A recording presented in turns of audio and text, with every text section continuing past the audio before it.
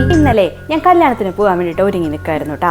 ആ സമയത്ത് ഈ സാധനം കയറി വന്നു. എന്നിട്ട് പറഞ്ഞു, അയ്യോ എന്തൊരു ഭംഗിയാടി നിന്നെ കാണാൻ, നീ സുന്ദരിയായിട്ടുണ്ടടി, തേങ്ങയാടി മാങ്ങയാടി എന്നൊക്കെ പറഞ്ഞിട്ട് പോയി. എന്നിട്ട് ആ ഷീജേച്ചിയുടെ വീട്ടിൽ പോയി പറഞ്ഞേക്കാ, എന്നെ കാണാൻ എന്തൊരു വൃത്തികേടായിരുന്നു, അവളെ സാരി ഒന്നിനെ കൊള്ളില്ല, ആ സാരി കൊടുത്തിട്ട് വയറാണെങ്കിൽ പകുതി പുറത്ത് വയറൊക്കെ ചാടി തള്ളിച്ച് വെച്ചേക്കാം. അങ്ങനെയൊക്കെ പോയി പറഞ്ഞേക്കാ ചേച്ചിയേ. സുലി ചേച്ചി അത്ര കുഴപ്പക്കാരിയൊന്നുമല്ലല്ലോ. ആ ചേച്ചിക്ക് പണി കിട്ടുമ്പോഴേ ചേച്ചി പഠിച്ചോളൂ. അതെ, പുള്ളിക്കാരത്തി പൊന്തിച്ചപ്പോഴേ നീ നന്നായിട്ട് അങ്ങോട്ട് ആകാശത്തേക്ക് പോയില്ലേ, മേലൊന്നൊരു ഇടലിട്ടപ്പോൾ ഭൂമിയുടെ അടിയിലേക്കും പോയി. ഇങ്ങനെ പല ആൾക്കാരും നമ്മൾ അങ്ങോട്ട് ഇങ്ങോട്ട് തട്ടിക്കൊണ്ടിരിക്കും. ഈ ഷട്ടിലടിക്കുന്നോടൊപ്പം അങ്ങോട്ട് ഇങ്ങോട്ട് തട്ടിക്കൊണ്ടിരിക്കണമെന്ന് നമ്മൾ തീരുമാനിക്കുക. നമ്മളെക്കുറിച്ച് നമുക്കൊരു ധാരണ ഉണ്ടാവും. എൻ്റെ വയറ് ചാടിയിട്ടാണോ, ഞാൻ തടിച്ചിട്ടാണോ, ഞാൻ കറുത്തിട്ടാണോ, മെലിഞ്ഞിട്ടാണോ, ഇതൊക്കെ എനിക്കൊരു ധാരണ ഉണ്ടായാൽ മതി. അത് ശരിയാലേ. നമ്മളെ കോൺസെൻട്രേറ്റ് ചെയ്യാൻ, നമ്മുടെ കാര്യങ്ങൾ ചെയ്യാൻ, മുന്നോട്ട് പോയിക്കൊണ്ടേയിരിക്കുക. ഇപ്പൊ മോഹൻലാലിന് ഇഷ്ടമില്ലാത്തവരും ഇഷ്ടമുള്ളവരും ഇല്ലേ, പൃഥ്വിരാജിന് ഇഷ്ടമില്ലാത്തവരും ഇഷ്ടമുള്ളവരും ഇല്ലേ എന്ന് വെച്ചിട്ട് അയ്യോ എന്നെ കുറെ ആൾക്കാർക്ക് ഇഷ്ടമല്ലേ എന്ന് പറഞ്ഞിട്ട് അവർ മുതലിരിക്കുക.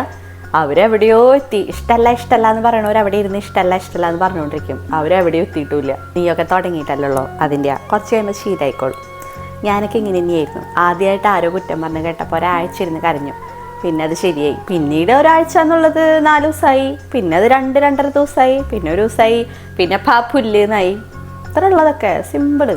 എന്നെ മറ്റുള്ളവർ കളിയാക്കരുത്, കുറ്റം പറയരുത് എന്നൊന്നും നമുക്ക് വാശി പിടിക്കാനൊന്നും പറ്റൊന്നുമില്ല. അതൊക്കെ അവരിഷ്ടമാണ്. അത് സ്വീകരിക്കണോ, എൻ്റെ മേത്ത് അത് തട്ടിക്കണോ എന്ന് തീരുമാനിക്കുന്നത് നമ്മളാ. ബാക്കിയുള്ള ഒരു പഞ്ചസാരയെ മുക്കി ഡയലോഗ് ഇടുമ്പോൾ അതിൽ നമ്മൾ ഒഴുകി പോകാണ്ടിരിക്കുക. അത് വളരെ ഇമ്പോർട്ടൻ്റ് ആയിട്ടുള്ള കാര്യമാണ്. അത് ശ്രദ്ധിക്കേണ്ടതാരാ? നമ്മളാ. ഞാനിപ്പോൾ ഒരു കാര്യം ചോദിക്കട്ടെ, വല്ലോരെ നാവിൻ്റെ തുമ്പത്താണോ നമ്മുടെ കോൺഫിഡൻസ് ഇരിക്കണേ? ഓ ഇതൊരു പോയിന്റ് ആട്ടാ. ഇങ്ങനെ കുറേ സുലുമാര് ഭൂമിയിലുണ്ടാവും. നമ്മളതൊന്നും മൈൻഡ് ചെയ്യേണ്ട കാര്യമില്ല.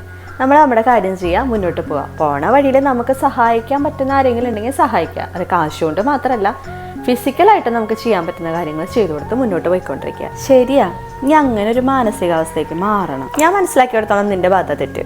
നീ എന്തിനാ സുലി സന്തോഷിപ്പിക്കാൻ നിന്നപ്പോൾ മേലേക്ക് പോകാൻ നിന്നേ? നിനക്ക് അങ്ങനെ തന്നെ കുറേ കാര്യങ്ങൾ ഞാൻ പഠിക്കാനുണ്ട്.